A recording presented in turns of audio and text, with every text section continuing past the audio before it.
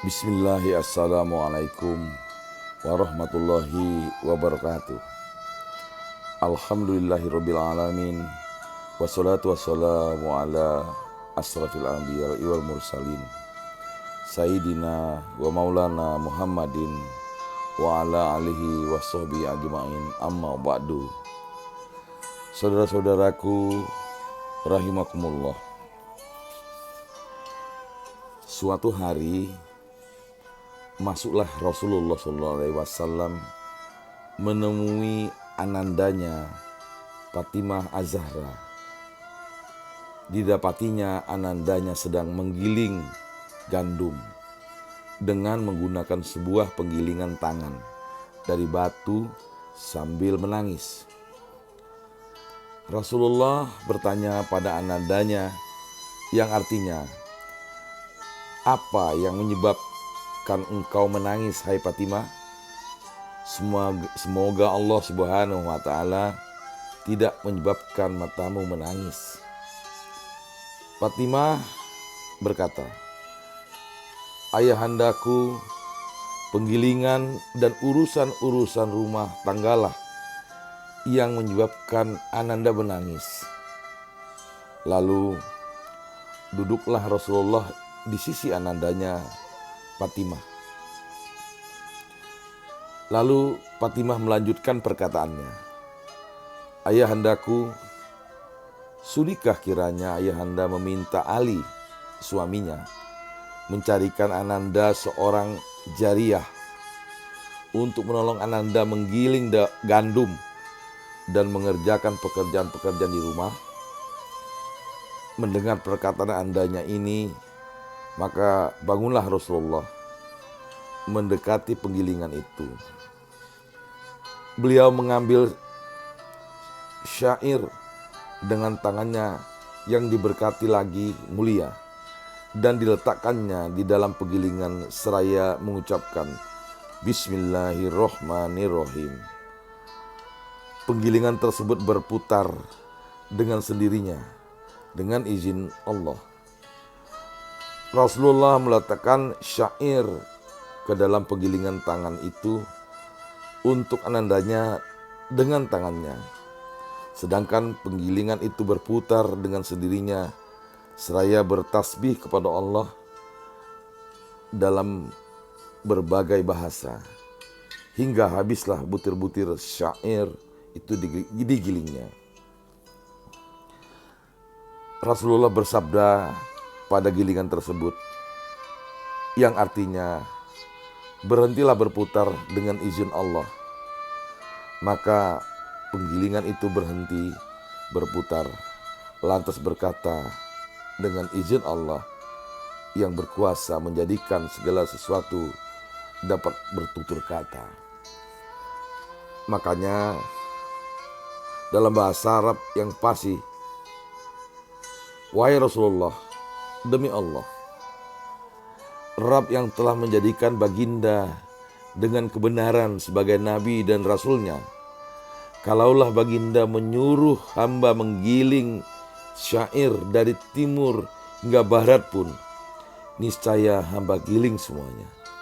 Sesungguhnya hamba telah mendengar dalam kitab Allah suatu ayat yang berbunyi, Hai orang-orang yang beriman, peliharalah dirimu dan keluargamu dari api neraka, yang bahan bakarnya adalah manusia dan batu. Penjaganya para malaikat yang kasar, yang keras, yang tidak mendurhakai Allah terhadap apa yang dititahkannya kepada mereka, dan mereka mengerjakan apa yang dititahkan. Maka hamba takut, wahai Rasulullah, kelak hamba menjadi batu yang masuk ke dalam neraka." Rasulullah kemudian bersabda kepada batu penggilingan itu yang artinya, "Bergembiralah, karena engkau adalah salah satu dari batu mahligai Fatimah Az-Zahra di dalam surga." Maka bergembiralah penggilingan batu itu mendengar berita itu. Kemudian diamlah ia. Rasulullah bersabda pada anandanya yang artinya, jika Allah menghendaki, hai Fatimah, niscaya penggilingan itu berputar dengan sendirinya untukmu. Namun Allah menghendaki ditulisnya untukmu beberapa kebaikan, dihapuskan olehnya beberapa kesalahanmu, dan diangkatnya kamu beberapa derajat. Hai Fatimah, yang menggiling tepung untuk suami dan anak-anaknya, maka Allah menuliskan untuknya dari setiap biji gandum yang digilingnya satu kebaikan dan mengangkatnya satu derajat. Hai Fatimah, wanita yang berkeringat ketika ia menggiling gandum untuk suaminya, maka Allah menjadikan 7 parit antara dirinya dan neraka. Hai Fatimah, wanita yang meminyaki rambut anak-anaknya, menyisir rambut mereka, dan mencuci pakaian mereka, niscaya Allah akan mencatatkan baginya ganjaran pahala orang yang memberi makan kepada 1000 orang yang lapar dan memberi pakaian kepada 1000 orang yang bertelanjang.